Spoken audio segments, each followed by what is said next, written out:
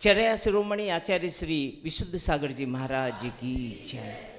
सौम्य मूर्ति परम पूज्य मुनि श्री विराग अरिजीत सागर जी महाराज की जय। जय बोलिए 3 कम 9 करोड़ महामुनि राजों की जय। जैन धर्म की जय, अहिंसा मय परमो धर्म की जय। आज की हमारी इस प्रवचन सभा में परम पूज्य आचार्य श्री विशुद्ध सागर जी महाराज जी की प्रतिकृति के सम्मुख दीप प्रज्वलन करने के लिए मैं माता जी को बुलाता हूं। मैं मातेश्री आप आइए। और तिनसुकिया से जो हमारे यहाँ मेहमान हैं, जो तिनसुकिया से आए, तिनसुकिया से है ना? हाँ, हैं नलवाड़ी से नलबाड़ी से तिनसुकिया से है। हाँ, और जो भी हैं आप भी आइए।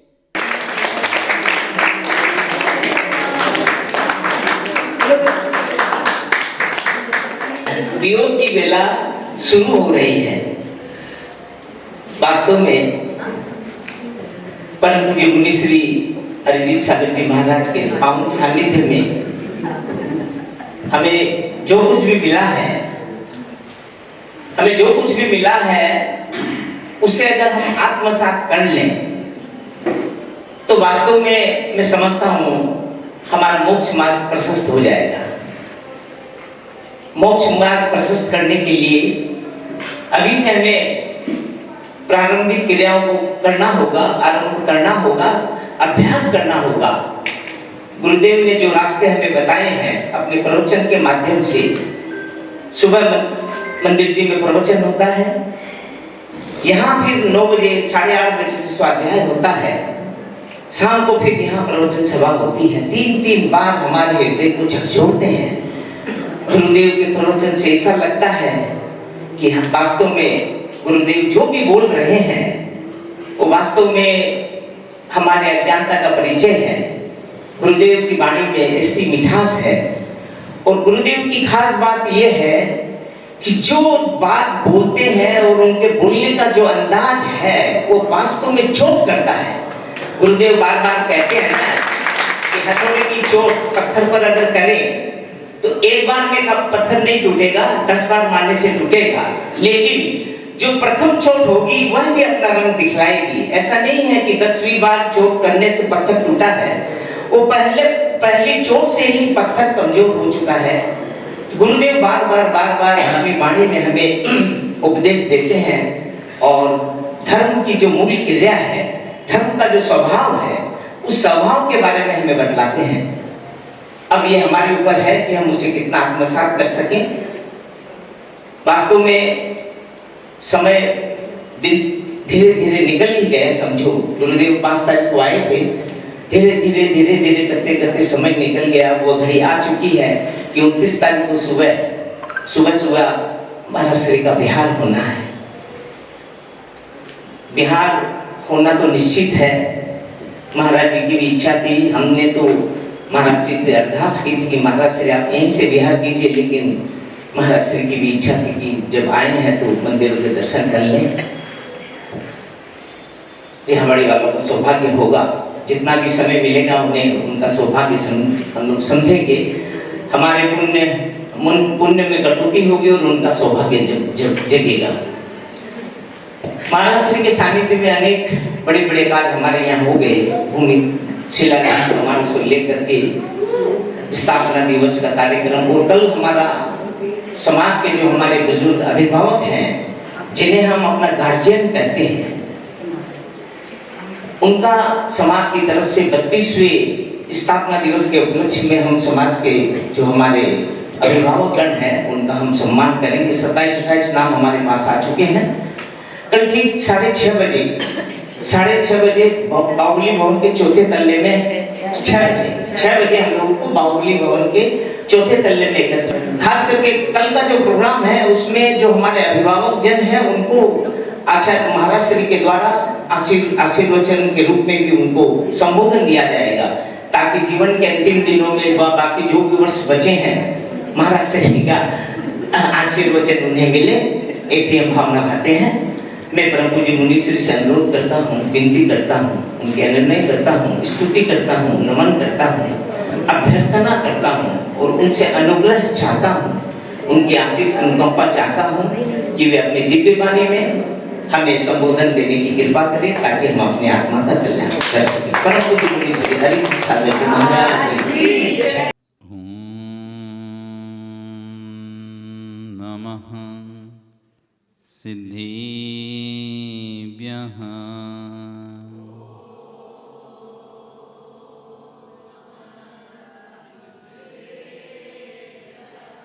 ॐ नमः सिद्धिभ्यः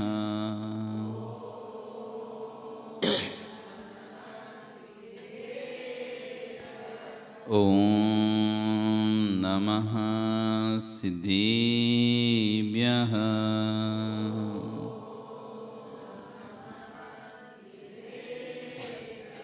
नमः श्रीवर्धमानाय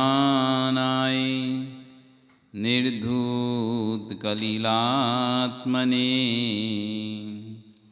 सालोकानां त्रैलोकानां यद्विद्यादर्पिणायते सालोकानां त्रैलोकानां यद्विद्यादर्पिणायते नमो अरिहन्ताणं नमो सिद्धाणं नमो आयर्याणं नमो वज्रायाणं नमो लोये सविशाहुरं।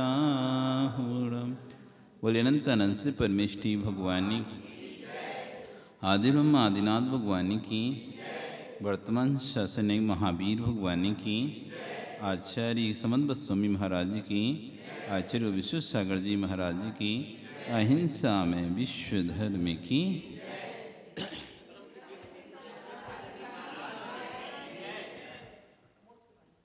बंधु, विगत कई दिनों से लगभग 23-22 दिनों से 20 से 22 दिन से हम दान के विषय में यहाँ पर समझ रहे हैं।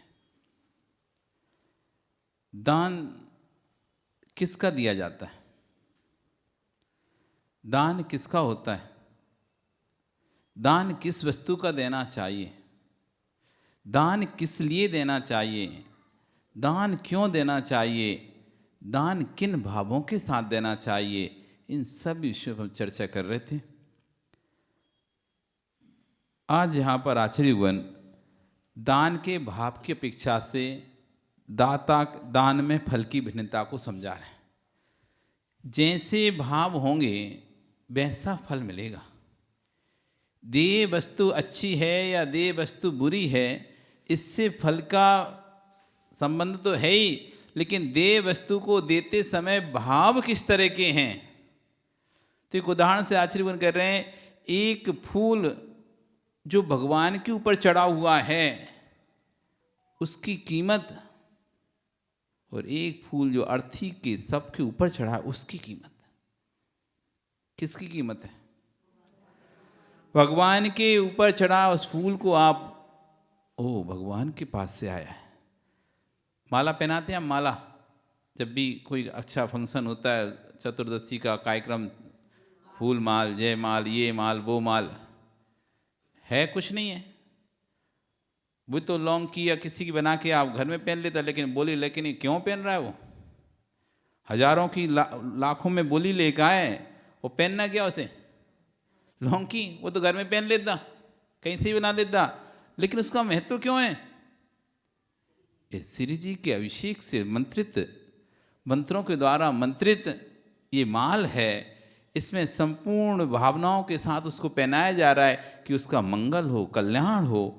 वही माला बाजार में है तो 10 रुपए में खरीद लो, उसकी कीमत नहीं है।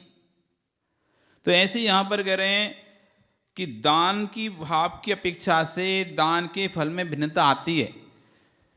सपुरीसाण में दानम कल्पित ऋणम फलाण सोहावा, लोहीणम दान यदि विमान सोहा सबम जाने।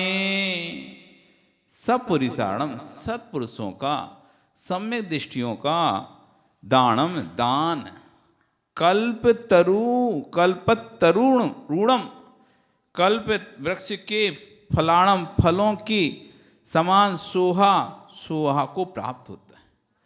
जो सत्पुरुषों के द्वारा दिया हुआ दान है वो कल्पतरु के फल की शोभा के समान होता है। कल्पतरु समझते हैं? कल्पतरु जिसके सामने खड़े हो जाने पर इच्छित वस्तु प्राप्त होती है। आप जो चाहो वो वस्तु आपको मिलेगी। ऐसी दान वो वस्तु है, दान वो क्रिया है जिसको देने के बाद जो पुण्य संचय होता है, भगवान की भक्ति का फल तो बाद में मिलता है। भगवान की भक्ति का फल बाद में मिलता है, लेकिन दान का फल तुरंत मिलता है।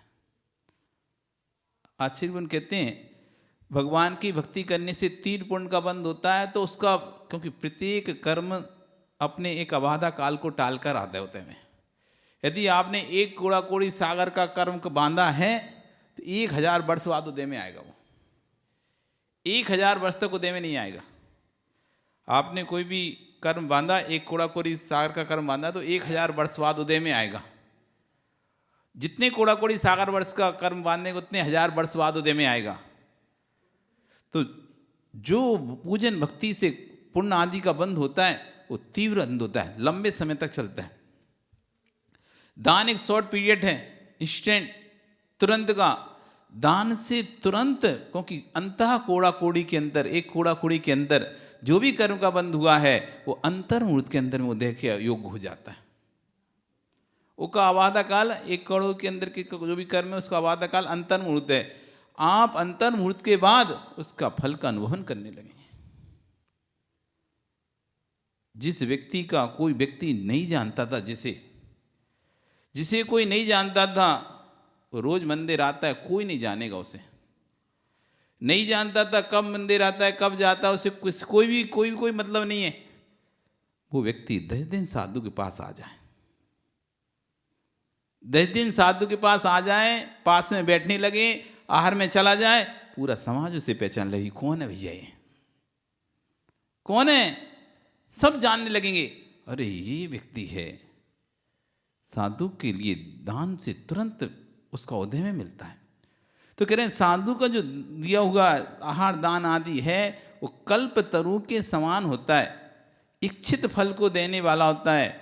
धन, धान्य, संपत्ति, अभी इसमें बताएंगे कि दान नहीं देने वाला या दान में जो कंजूसी करने वाला होता है या दान में जो अंतराय डालने वाला होता है या दान को जो में विघ्न करने वाला होता है या जो दान के फल, दान की सामग्री को खा जाता है, वो लूला, लंगड़ा, अंधा, बहरा, उसके घर में ऐसे लोग पैदा जाते हैं। वो खुद ऐसा होता है।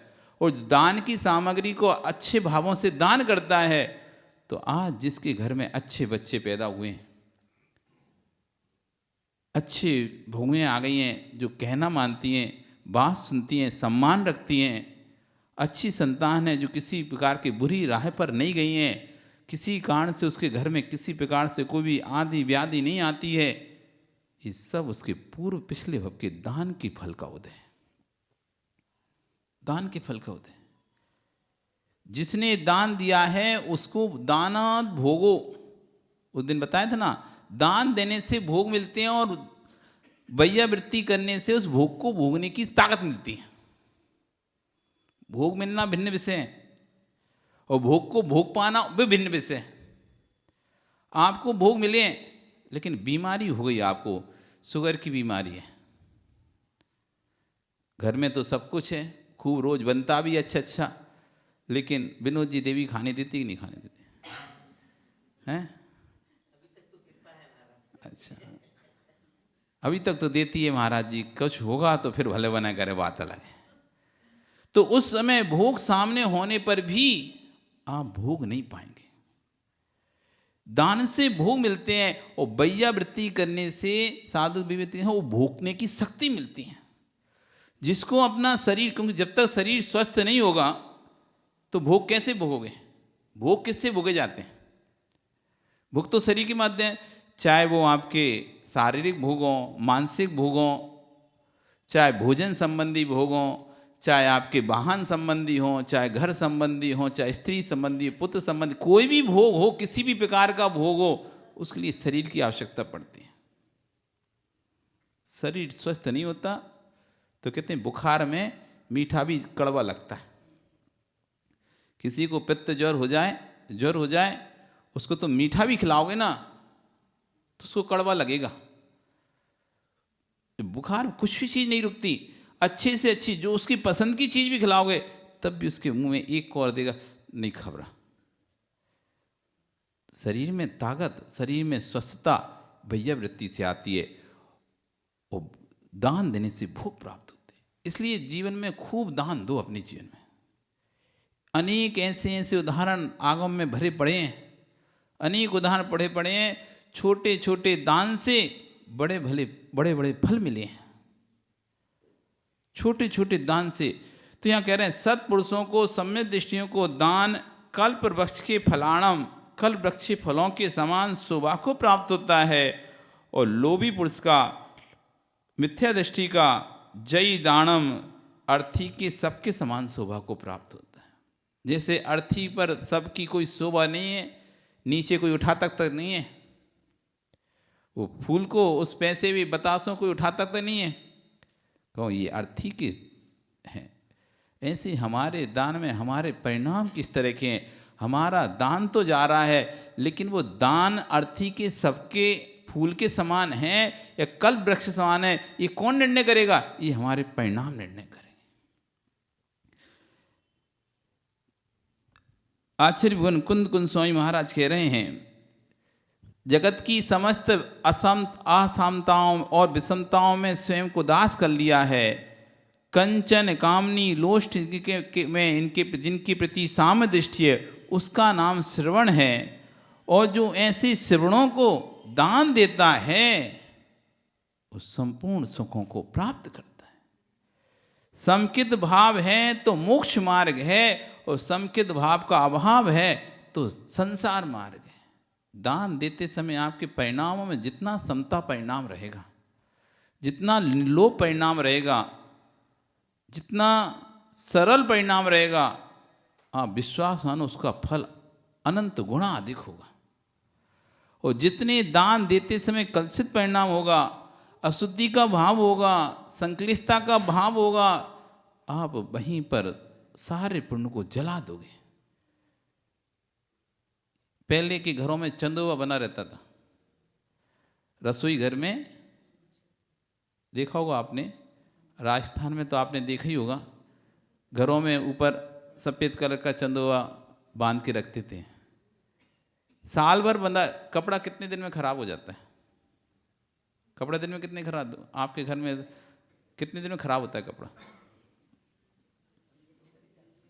रोज धोते हो, रोज करते हो, तब भी नहीं भी धो रखे रहो तो कितने दिन में हो जाएगा? हैं खराब कितने दिन में हो जाएगा? बहुत दिन चलता है। हाँ, अभी विनोद जी के पास उनकी शादी का सूट रखा होगा, रखा है क्या?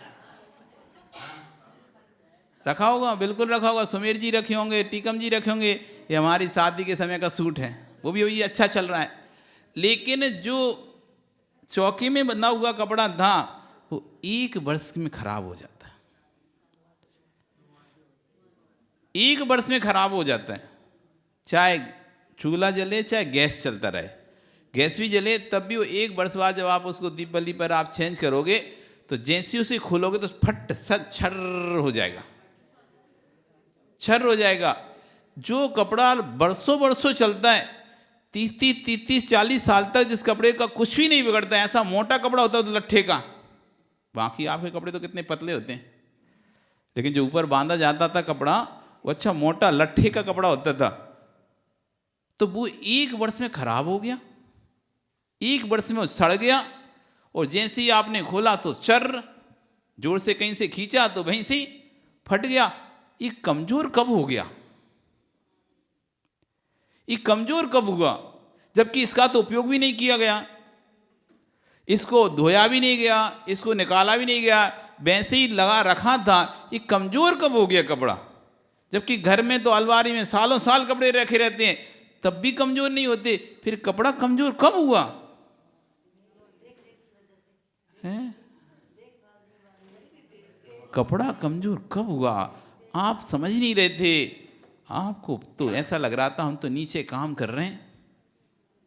आपको क्या लग रहा था? हम तो नीचे गैस पे काम कर रहे हैं, हम तो दूध तपा रहे हैं, हम तो पानी गर्म कर रहे हैं, हम तो चावल बना रहे हैं, हम तो दाल बना रहे हैं। लेकिन उसकी नीचे की आंच ऊपर लग रही थी। उसकी आंच, वो जो गैस जो भाप बनती थी ना, वो ऊपर उठती थी, ऊपर ऊपर जाकर उस पर टकराती थी।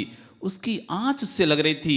आपको पता नहीं, आप गैस जला रहे हैं ना, उस गैस की भी आंच लगती थी। चूल्हा जला है, उस चूल्हे की आंच लगती थी। वो धीरे धीरे आंच लगते लगते वो अंदर ही अंदर सड़ गया, कच्चा हो गया। आपको पता ही नहीं है। आप तो ऐसा लगता है बस गैस की सीटी ली आपने उस पर कुकर में, उससे थोड़ी ना कपड़ा जलाए। वो तो कुकर की सीटी है, कुकर की सीटी से गैस निकली, उससे थोड़ी ना कपड़ा जला। आपको तो थोड़ी देर तक ही दिखती ना, उसके बाद तो दिखना बंद हो जाती है। वो इतनी ऊपर बना हुआ, लेकिन तब भी वो 1 वर्ष में सड़ गया। धीरे धीरे धीरे धीरे धीरे उस पर आंच लग रही थी, गैस लग रही थी, गर्म हवा लग रही थी, पानी वाष्प लग रहा था। देखते देखते वो कपड़ा जो कि 10 वर्षों चलना था, 50 वर्ष तक चलना था, वो कपड़ा 1 वर्ष में सड़ गया। यही स्थिति हमारी है। हमको पता नहीं रहता, हमारा जो पुण्य वर्षों वर्षों चलने वाला होता है, हमारा जो पुण्य वर्षों वर्षों चलने वाला होता है, उसमें ईर्ष्या की आंच लगती रहती है। उस पर ईर्ष्या की आंच लगती रहती है, कसायों की भाप लगती रहती है।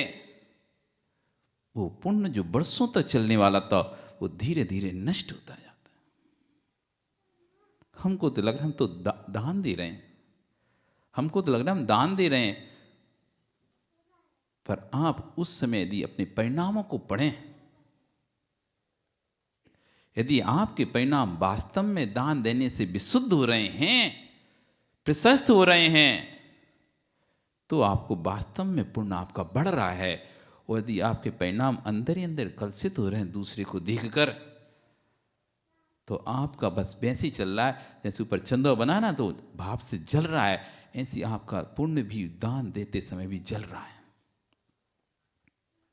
इसलिए यहां पर आचार्य कह रहे हैं, वही मोक्ष मार्गी है जिसके अंदर समकित भाव है, जिसके अंदर साम्य भाव नहीं है, समकित भाव नहीं है, ईर्ष्या भाव है, द्वेष भाव है। ऐसा व्यक्ति दीर्घ संसारी है। ये ही सत्यार्थ मार्ग जो आचार्यवंतों ने बताया है, इस सत्यार्थ मार्ग की ओर ध्यान दो। समकित आएगा, समकित तभी आएगा जब साम्य भाव आएगा। समकित यानी सम्यक दर्शन। सम्यक दर्शन तभी आएगा जब अंतरंग में परिणामों में निर्मलता आएगी। जब तक परिणामों में निर्मलता नहीं आएगी, तब तक सम्यक दर्शन भी नहीं आएगा। और जब तक सम्यक दर्शन नहीं आएगा, तब तक आपके जो दान है वो कल्पतरु के समान आपको फलित नहीं होगा। वो अर्थी के सबके समान ही है वो आपका दान। साम भाव की प्राप्ति का मार्ग क्या है? क्योंकि साम भाव है तो समकित भाव है, तो साम भाव कैसे प्राप्त होगा? एकत्व वितक्त चिद्रूप पर जिसकी दृष्टि होगी उसको नियम से साम भाव आएगा। जिसको ये समझ में आ जाएगा, अरे भैया मैं किस किस को देखूं, किस किस को रोऊं, हम किस किस को देखेंगे, हम अकेले ही तो थे। एकत्व वितक्त, जब मेरा खुद का कोश शरीर मेरा नहीं, मेरे रिश्तेदार मेरे नहीं, मेरे परिणाम जब मेरे नहीं हैं, तो दूसरों के परिणाम, दूसरों के शरीर मेरे कैसे होंगे? ऐसे एकत्व विभक्त जो चिंतन करेगा, वही साम भाव को। आपने जब भी देखा होगा, आपको जब दूसरी गलती दिखाई देती तो गुस्सा ज़्यादा आता है। दूसरे का बेटा गलती करता तो गुस्सा ज़्यादा जाता है, भैया इसने करा, और यही पता चले अरे ये तो तुम्हारी बेटी ने करी, अरे अच्छा अपने बेटी ने करी, रहने दो फिर चुप शांत। अरे कोई कांच बोला कि इस कांच, गाड़ी का कांच किसने तोड़ा? आपकी गाड़ी बाहर नीचे खड़ी हुई थी और गाड़ी का कांच टूटा मिला और आप हल्ला कर रहे हो, हल्ला कर रहे हो, किसने तोड़ा कांच, किसने तोड़ा कांच? और जब आपने सीसीटीवी कैमरा देखा धीरज से, पता चला कि आपका बेटा बैट बॉल खेल रहा था, उसी बॉल से लग गया, सो टूट गया। अब चुपचाप कोई बात नहीं, चलो हो जाता है। अभी जो उग्र परिणाम हो रहे थे, जो तीर उग्र परिणाम हो रहे थे, जैसे ही पता चला कि अपना ही है, तो परिणाम उग्रता की मात्रा कम हो जाती है।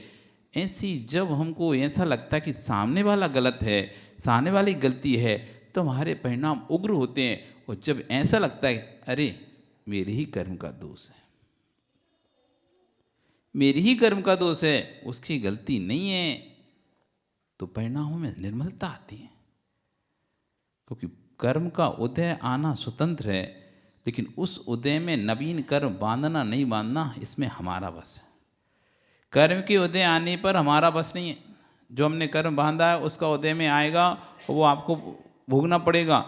लेकिन उस कर्म के उदय में नवीन कर्म हमको बांधना है या नहीं बांधना है, इसमें हमारा बस है। जो नवीन कर्म बनेगा वो कितनी तीव्रता से बनेगा, कितनी मंदता से बनेगा, इसमें हमारा बस है। वो कितने अधिक समय तक बनेगा, कितने समय तक नहीं बनेगा, इसमें हमारा बस है। पुराने कर्म के उदय आने पर ईर्ष्या उत्पन्न होने पर हमारा बस नहीं है। लेकिन ईर्ष्या उत्पन्न होने पर हमें ईर्ष्या करना है या नहीं करना है, ये हमारे बस में। कर्म के उदय से हमारे अंदर भाव उत्पन्न होंगे, क्योंकि जो कर्म बांधा है तो वो तो उदय में आएगा, उदय में आएगा तो वैसे भाव करेंगे। अब उन कर्म के उदय में हमें उस भाव को संभालना है, ये हमारे हाथ में। हमारे सामने कोई खड़ा हो जाता है, एक दिन एक माँ हमसे पूछ रही, महाराज सामने खड़े हो जाते हैं, दिखते नहीं, तुम्हारे परिणाम बहुत खराब होते हैं।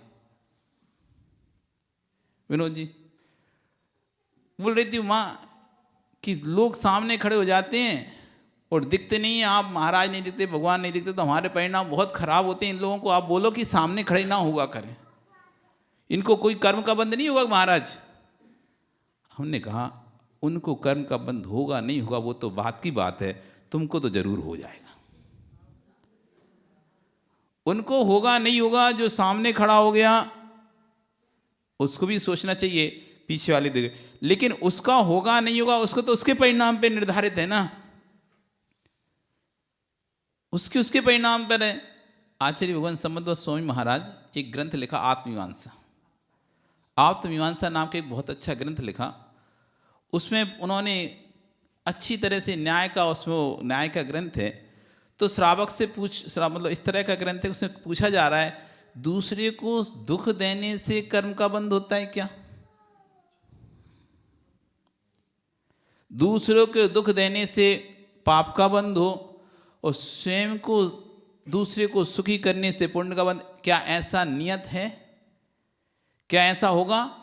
जो दूसरे को दुख देगा, तुम्हारे कारण से यदि दूसरा दुखी हो तो तुमको पाप बंद होगा क्या?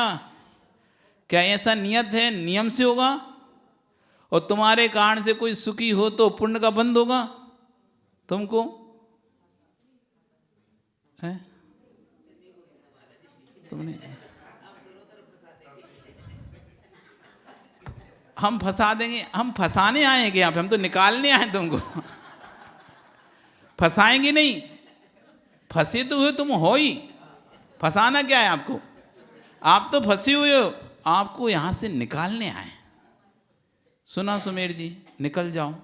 अभी निकल जाओगे तो पीछी कमंडल के साथ निकालोगे, नहीं तो बाद में तो लकड़ी कंडों के साथ निकाला जाएगा तुम्हें। अभी निकल गए, अब ये बेटे को बोलते हैं बेटा ये करो वो करो वो करो, तो हमने कहा बेटे से, इसके पोते से कि तुम अपने दादा कहा करो, जाओ धर्म करो आप भी, और आप भी अपना कल्याण करो। तो इनके मुख से निकलता है, क्या निकला? पाप का उदय चल रहा है।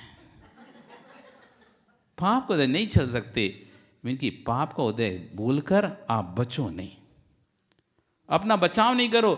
आपकी कमजोरी, आप अपना घर नहीं छोड़ पा रहे हो। आपको इतना राग हो गया, अपने घर से इतना राग हो गया कि वहां पर एक काम नहीं है आपका, एक रत्ती का भी काम नहीं है आपका। वहां पर आपके चले जाने से आपके घर में किसी को कोई भी रत्ती भर का कमी नहीं होगी। तो भाव कब होंगे? भाव किसी के नहीं होते, भाव तो बनाना पड़ता है।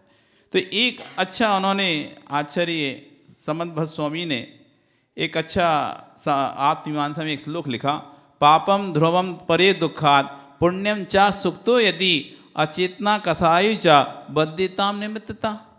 पापम ध्रुवम परे दुखात, दूसरे को दुख देने से नियम से पाप का बंध होता है। और पुण्यम ध्रुवम परे पुण्यम ध्रुवम, यदि दूसरे को सुखी करने से करने से पुण्य का बंध होता है।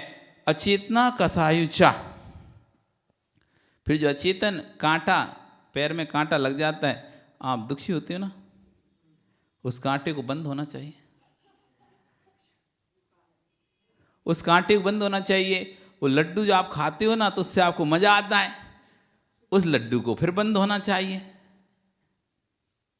नहीं होगा? हाँ, बहुत अच्छी आपने कहा, पुद्गल है तो फिर ठीक है। तो फिर क्या, अचेतना का सायुचा, जो बीतरागी दिगंबर मिराज होते हैं, जब वो घर का त्याग करते हैं तो घर वालों को दुख होता है, घर वालों को दुख होता है, तो उनको पाप का बंध लगना चाहिए,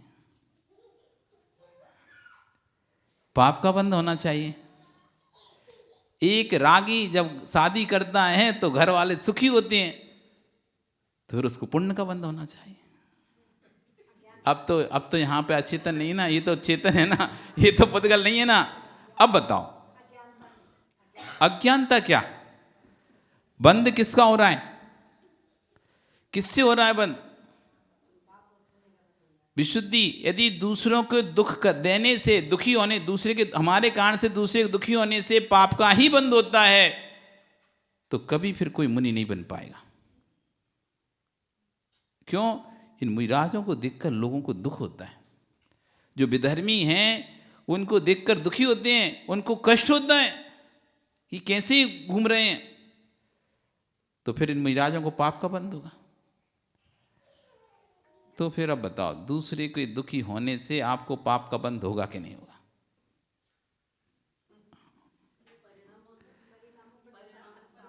तो फिर मतलब दूसरों के दुखी होने से नहीं होगा, मतलब फिर तुम क्या ना, हम तो उसको चांटा मारा, हमारे परिणाम अच्छे हैं, हम थोड़ी ना उसको दुखी कर रहे हैं। तुम किसी को भी घर में सुनाया और चार बातें बोल, हमारे परिणाम अच्छे, हमने तो, हमको काय को बंद होगा।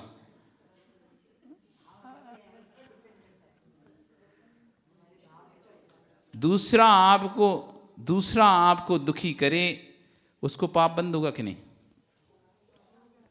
और दूसरा आपको सुखी करे, उसको पुण्य बंद होगा क्या?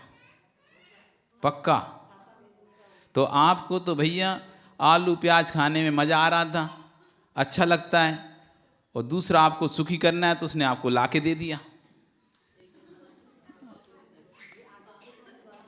अरे आप तो बोले ना, दूसरे को सुखी करने से पुण्य का बंध होता है, दूसरे को दुखी करने से पाप का बंधी होता है। पापम ध्रुवम परे दुखात पुण्यम चा सुक्तो यदि दूसरे को दुख देने से पाप का ही बंध होता है और दूसरे को सुख देने से पुण्य का ही बंध होता है।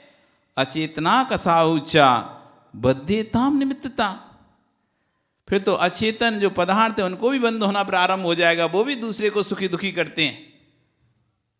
और जो अकसाई, जो भगवान बन गए, फिर उनको भी पुण्य का बंद होना चाहिए, क्योंकि उनको देखकर जीव सुखी होते हैं। भगवान को देखकर आप दुखी होते हैं, सुखी होते हो? फिर भगवान को भी पुण्य का बंद होना चाहिए, और उनको यदि पुण्य का बंद होगा तो इनको कभी मोक्ष नहीं होना चाहिए। फिर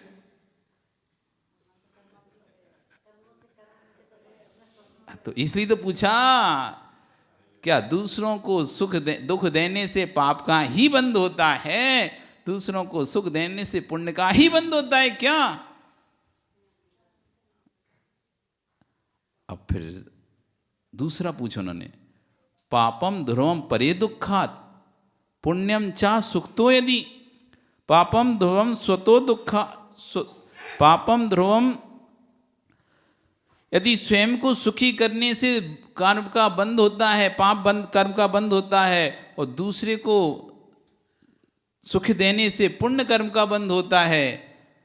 स्वयं को सुख देने से पाप कर्म का बंध होता है, और स्वयं को दुख देने से स्वयं को दुख देने से पाप कर्म का बंध, और स्वयं को दुख देने से पुण्य कर्म का बंध होता है। तो वीतराग मुनि विद्वान ताभ्यम विज्ञान निमित्तता, तो वीतराग मुनियों को हमेशा पाप बंध होगा, क्योंकि काय क्लेश करते रहते हैं।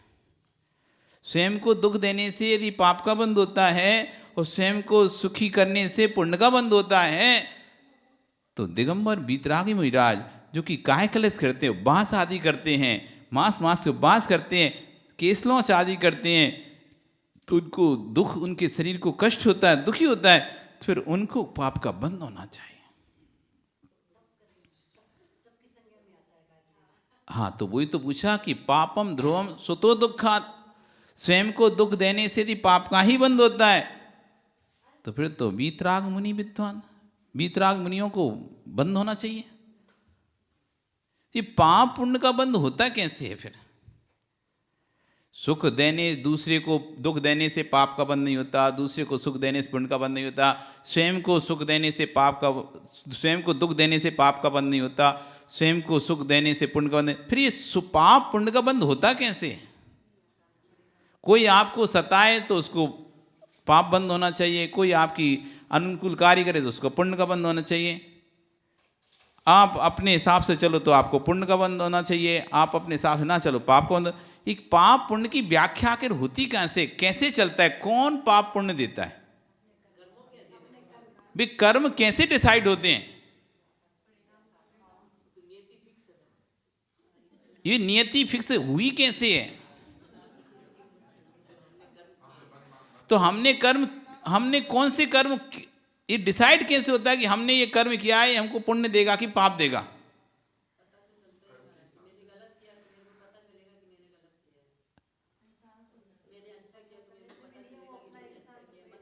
तब आचार्य समन्वय स्वामी कहते हैं, किसी को दुख देने से पाप का बंध नहीं, किसी को सुख देने से पुण्य का बंध नहीं, स्वयं को दुख देने से पाप का बंध नहीं, स्वयं को सुख देने से पाप का बंध नहीं है।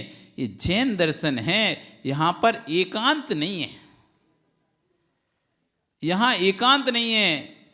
विशुद्धि संक्लेश सांगम से स्वपरस्तो सुखा सुखम, पुण्य पाप आश्रवयुक्ता चेत व्यर्थ ना आर्यते।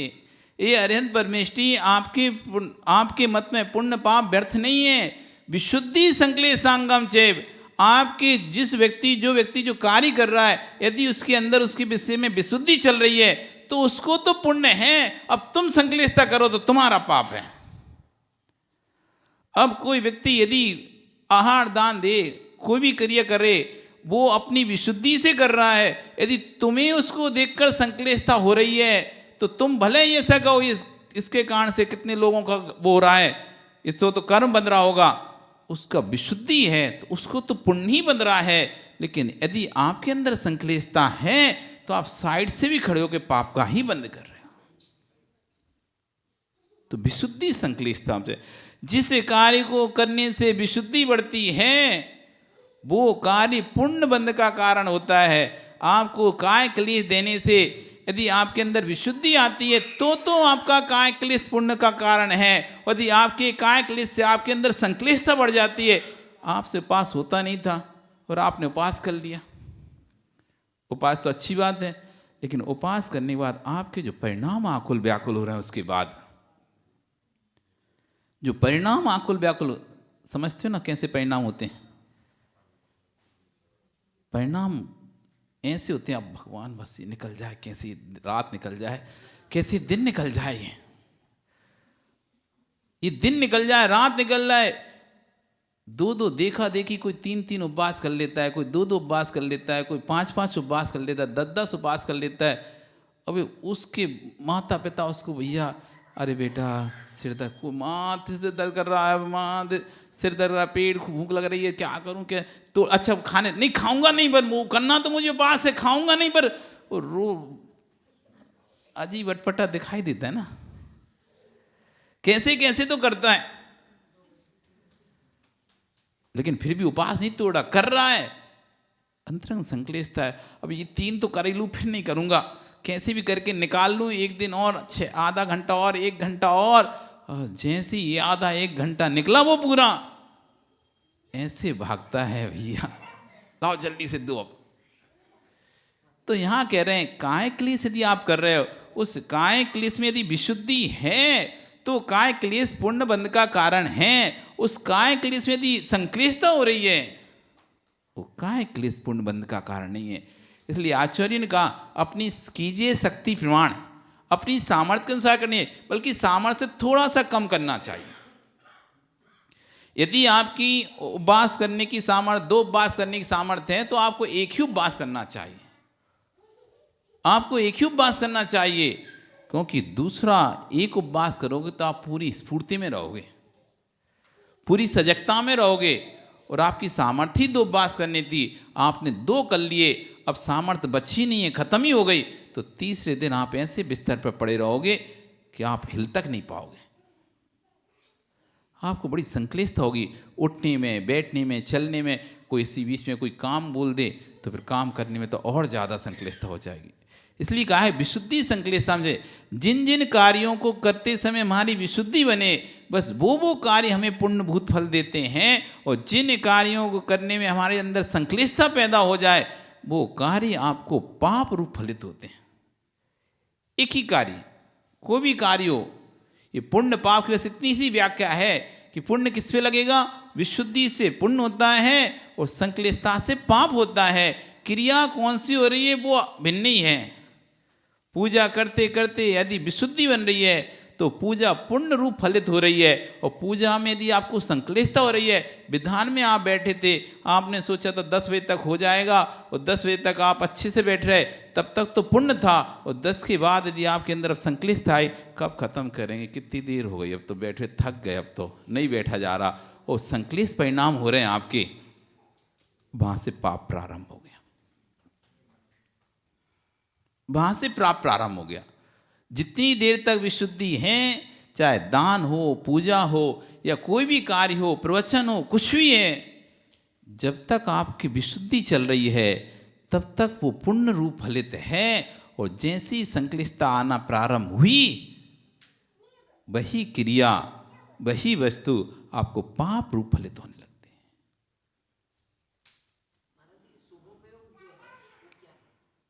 शुभ उपयोग 3 प्रकार के उपयोग होते हैं, अशुभ उपयोग, शुभ उपयोग और शुद्ध उपयोग। अशुभ उपयोग, शुभ उपयोग और शुद्ध उपयोग। अशुभ क्रियाओं के में जो हमारा ज्ञान जा रहा है, अशुभ क्रिया में हमारा जो ध्यान जा रहा है, वो हमारा अशुभ उपयोग है। अशुभ क्रियाओं में जो हमारा ज्ञान जा रहा है, मन वचन काया की जो हमारी चेष्टाएं अशुभ क्रिया में चल रही हैं, वो अशुभ उपयोग है। और शुभ क्रियाओं में जो मन वचन काया की चेष्टाएं चल रही, वो आपका शुभ उपयोग है। और जो अशुभ और शुभ दोनों से हट गया है, जहां मन वचन काया की चेष्टाएं खत्म हो गई हैं, वहां शुद्ध उपयोग प्रारंभ हो जाता है। इसलिए तो 1 से लेके 3 गुण स्थानों तक अशुभ उपयोग होता है। चौथे, 5वें गुण स्थान, 6वें गुण स्थान, 7वें गुण स्थान में शुभ उपयोग होता है, और उसके ऊपर शुद्ध उपयोग होता है। अभी शुभ उपयोग है, वर्तमान में अभी शुभ उपयोग है। शुभ उपयोग में भी तारतम्यता है। नीचे से जैसे 1 से लेके 2 से लेके 99 तक की संख्या में धाई की संख्या, मतलब 10 से लेके 99 की संख्या में धाई की संख्या कौन सी है? 10 से लेके 99 तक में धाई की संख्या कौन सी है? इकाई, ढाई, सैकड़ा पढ़े हो ना? इकाई, ढाई, सैकड़ा, 1000, 10,000, लाख, 10 लाख नहीं पढ़े? लो, अब क्या पढ़ा तुमने? अरे पढ़ लो, कहीं स्वर्ग में पहुंच गए, सौदा पूछेगा तो क्या उत्तर दोगे? एक अंक को, 1 अंक की संख्या को इकाई की संख्या कहते हैं, 2 अंक की संख्या को ढाई की संख्या कहते हैं, 3 अंक की सैकड़ा होती है, 4 अंक की 1000 होती है, 5 अंक की 10,000 की संख्या होती है, 6 अंक की लाख कहते हैं। तो 10 से लेकर 99 तक कितने अंक ढाई के हैं?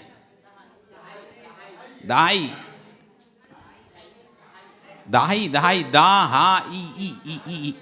इकाई दहाई, ढाई नहीं बोल रहे, ढाई तो दो और आधा होता है, ढाई दहाई है। 10 से लेकर 99 में कितने अंक दहाई के अंक हैं ये पूछ रहे हैं। अम्मा बोली 9 ही है बस। अरे 10 दहाई का अंक हो गया, 11 हो गया, 12 हो गया, 13, जो 2 अंक के जोड़े में सब दहाई के हैं। जब 3 अंक हो जाएंगे तो सैकड़ा बन जाएगा, 100 से लेके 999 तक सैकड़ा हो जाएगा। तो 10 से लेके 99 तक सभी दहाई के अंक हैं, लेकिन सब अलग अलग हैं। 10 की वैल्यू अलग है, 11 की अलग है, 12 की अलग है, 99 की अलग है। भले दहाई हैं वे, लेकिन सबकी वैल्यूएशन अलग है। ऐसी अभी भी सुपयोग है, तब भी उस सुपयोग में तारतम्यता है। आपका सुपयोग भिन्न है, पंचम गुणस्थान वर्ती का सुपयोग भिन्न है और छठवें गुणस्थान वर्ती का सुपयोग भिन्न है। 7वें से फिर शुद्ध उपयोग प्रारंभ होता है, क्योंकि 7वें से ध्यान अवस्था होती है। 6वें गुणस्थान तक क्रियाभूत धर्म होता है, पितृगण, प्रायश्चित, प्रत्याख्यान, ये सब धर्म चलता है। और 7वें से आत्मस्थ धर्म होता है, धर्म रूप धर्म होता है। 6वें तक क्रिया रूप धर्म चलता है, क्रियाएं करनी पड़ती हैं। और उसके बाद तो क्रियाओं से परे धर्म रूप धर्म यानी कसायों को कम करना पड़ता है। कसायों को कर्म पड़ना, हीन करना पड़ता है, वहां से धर्म रूप धर्म प्रारंभ हो जाता है।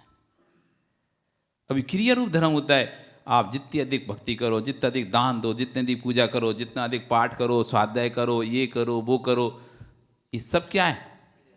ये क्रिया रूप धर्म होता है। और फिर ऊपर इन सब से छोड़ो, आंख बंद करके अपनी कसायों को शांत करो, क्योंकि जब कसाएं शांत होंगी तब तो गुणस्थान ऊपर बढ़ेगा।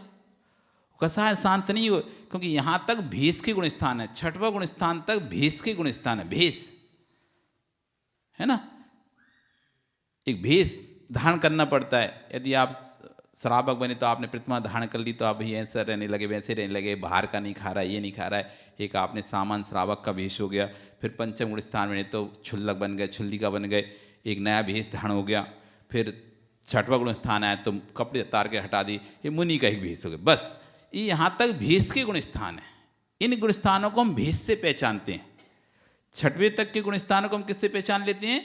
भेष से पहचान लेते हैं। इसके ऊपर के जो गुणस्थान है, इसमें भेष तो यही रहता है। अब भाव के गुणस्थान है, यहां तक तो क्रिया रूप था, अब धर्म रूप आएगा। धर्म रूप तो शुभ उपयोग, जहां शुभ मन वचन काय की प्रवृत्ति चलती हैं, मन वचन काय की जहां शुभ प्रवृत्ति रहती है, उसका नाम है शुभ योग। वो 4 से 6वें गुणस्थान तक होता है। कौन से? 4, 5, 6वें। पहले से लेके 30 तक अशुभ उपयोग रहता है, 4 से 6वें तक शुभ योग होता है, और 7वें से लेकर 12वें तक शुद्ध उपयोग, और 13वां 14 शुद्ध उपयोग का फल, और उसके बाद गुणस्थानातीत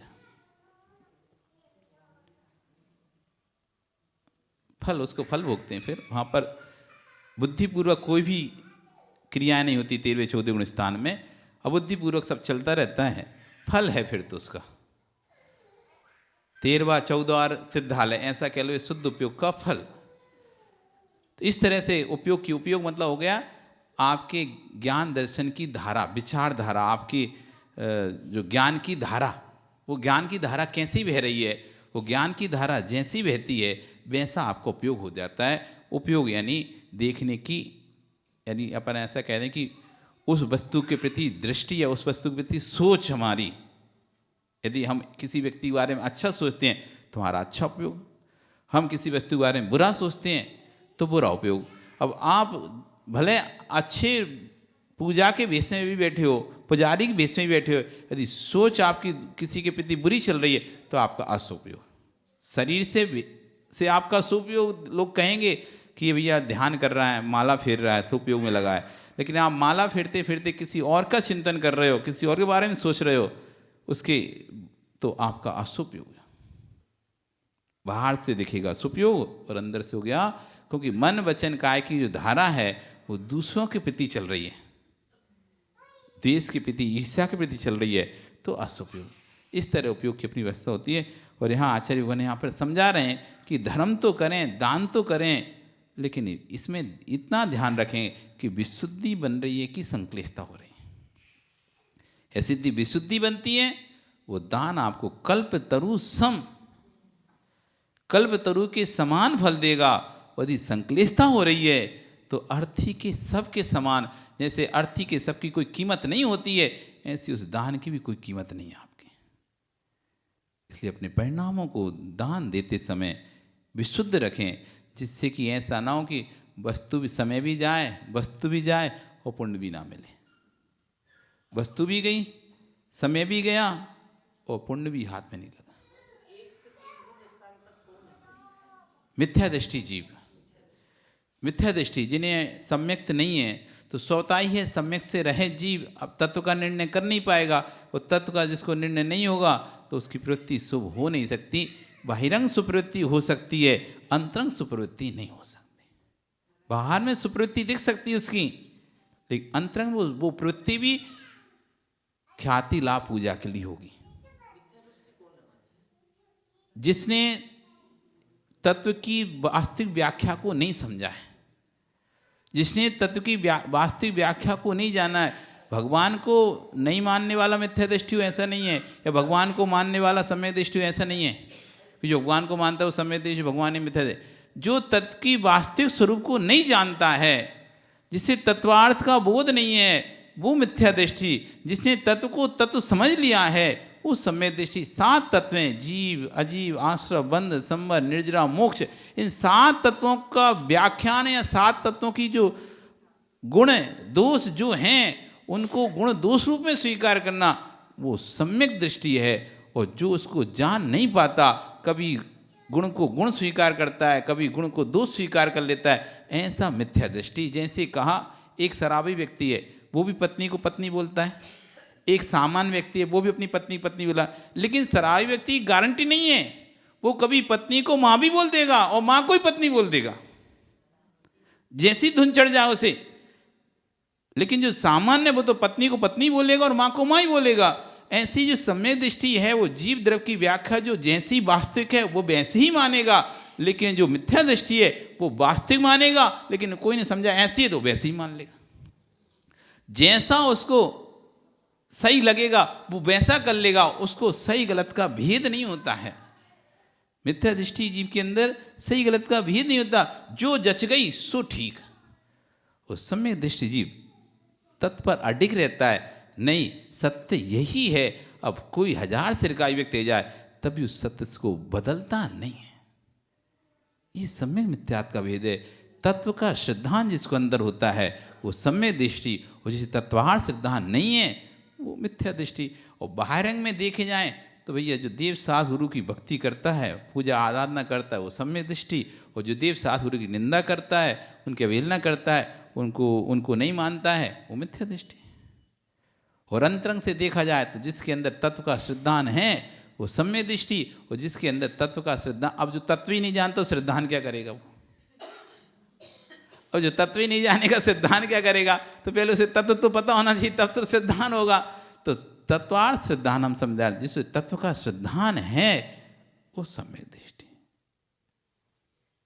हालांकि ये भी है तत्व का सिद्धांत नहीं हो, लेकिन जो तत्व का बताने वाले पुरुष हैं यदि उन पर भी सिद्धांत है कि ये जो कह रहे हैं वो सब सही है, खत्म काम। हमें नहीं पता क्या है तत्व, क्या है जीव देव, क्या आश्रव, क्या है बंध, क्या है संवर, क्या है निर्जरा, लेकिन ये जो कह रहे हैं वो अकांत सत्य है, इतना भी सिद्धांत हो गया तो वो भी सम्यक दृष्टि है। इदमेव दृश्यमेव तत्वम नान्यम न चान्यता। भगवान ने जो तत्व कहा है वो ऐसा ही है, इसी तरह का है, अन्य नहीं है, अन्यथा नहीं है। इत्ते कंपाए सामोवस, ऐसा जैसे तलवार पर चढ़ा हुआ पानी, तलवार टूट जाए पानी न उतरे, ऐसा अकांत सिद्धांत जिसके अंतर्गत होता है वो सम्यक दृष्टि, निसंकित अंग वाला। नो इंद्रिय से विरुद्धो नो जीवे तसे साबरे वापी जो सदजी जिनुत्तम सम्माट्य विदोषो। जिसका किसी वस्तु का त्याग नहीं है, ना कोई इंद्रिय विषयों का त्याग है, ना पंच इंद्रियों विषयों का त्याग है, और ना स्थावर इंसान, ना तरस किसका किसी भी चीज का त्याग नहीं है, पर उसको इतना है जो भगवान ने कहा है वो सत्य है। बस जो भगवान ने कहा सत्य, इतना सिरदान है। उस समय दृष्टि, आज आपका बहुत समय हो गया, कल फिर आओगे, पर आ रही तो धीरे धीरे आप देखो हमारा समय बढ़ा रहे हो, तो पर आ रही तो कल फिर चर्चा करेंगे। बोली भगवान महावीर स्वामी की।